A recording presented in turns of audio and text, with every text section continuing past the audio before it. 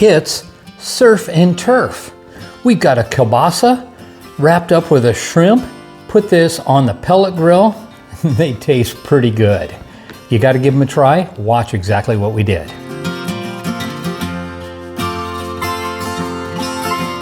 So here we go. We got all the makings of a great little appetizer. This is going to be shrimp and kielbasa. So first thing that we're going to do is open up this kielbasa. Simply what we want to do is cut some nice little rounds. So we want these to be, oh, I would say, what is that? Probably 1/2 to 3/4 of an inch. And pick the kielbasa based on the type of taste that you want.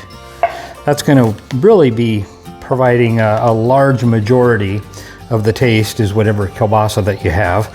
We will end up putting a little bit of rub on this as well after we add on the shrimp. These are the chef's tastings,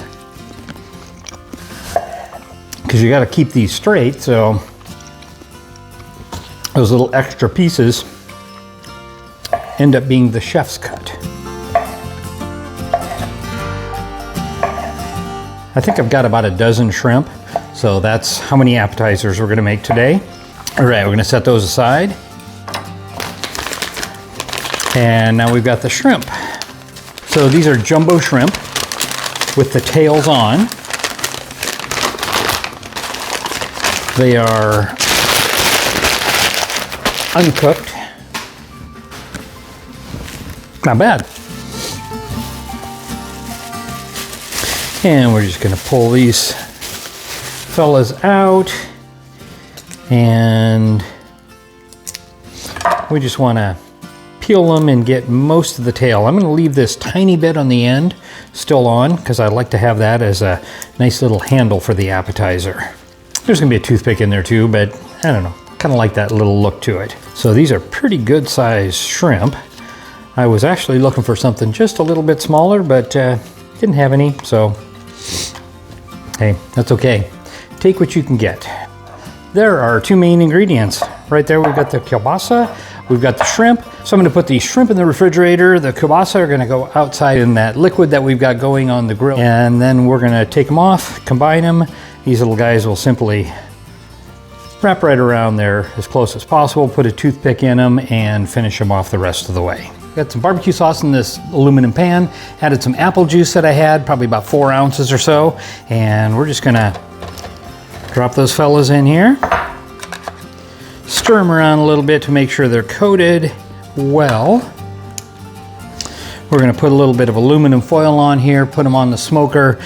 We just want to really infuse some of this barbecue sauce into the kielbasa. Then we're going to finish them off in a little bit with the shrimp. So let's go put some aluminum foil on here, throw them out on the Traeger for a little bit. It's set at about 300 degrees. All right, so the kielbasa is done. We had those out on the Traeger. Probably had them out there for, oh, I don't know, 45 minutes or so. And what we're gonna do next, grab a bunch of toothpicks, is we're gonna assemble these fellas. So we've got a shrimp, and we're just gonna stick a toothpick, wrap that guy around there a little bit. There we go. So that's a nice little tasty bit right there.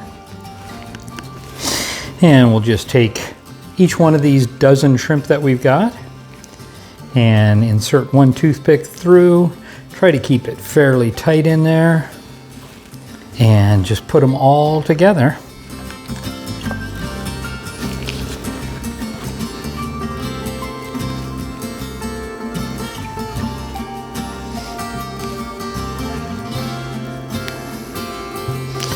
Make sure you go all the way through and catch both sides of that shrimp so it stays in there. If you have really big shrimp, I don't know, you may need to use 2 toothpicks. That's okay. I call this surf and turf because you've got the seafood and also the kielbasa. And last one right here. Sprinkle a little bit of this rub. I'm trying to get mainly on the shrimp, not as much on the kielbasa.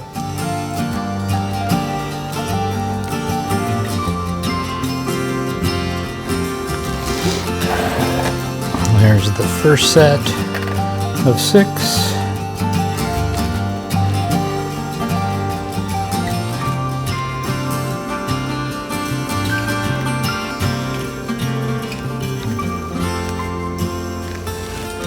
There we go. Now we're just gonna, that smells good. Now we're just gonna go put these on the grill. I cranked it up, probably gonna hit about 400 degrees, 375. And I'm gonna watch these pretty closely because shrimp cook really quickly. We don't wanna overcook them. They'll quickly turn to rubber. So let's go head out and check them out. It's time to put the shrimp on the Barbie. Put that first batch. The second, so we just got a dozen of them that we're doing today.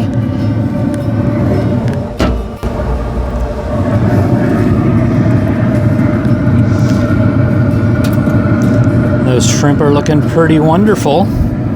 We're gonna do a little basting on here. Just paint them up, give them a little bit of color.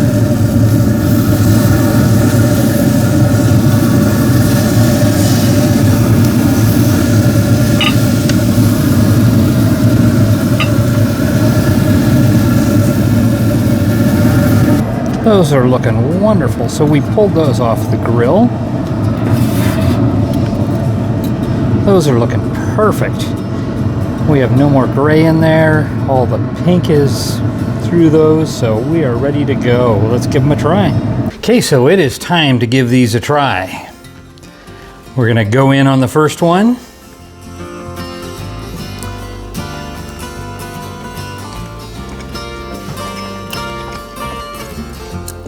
It's surf and turf at its finest.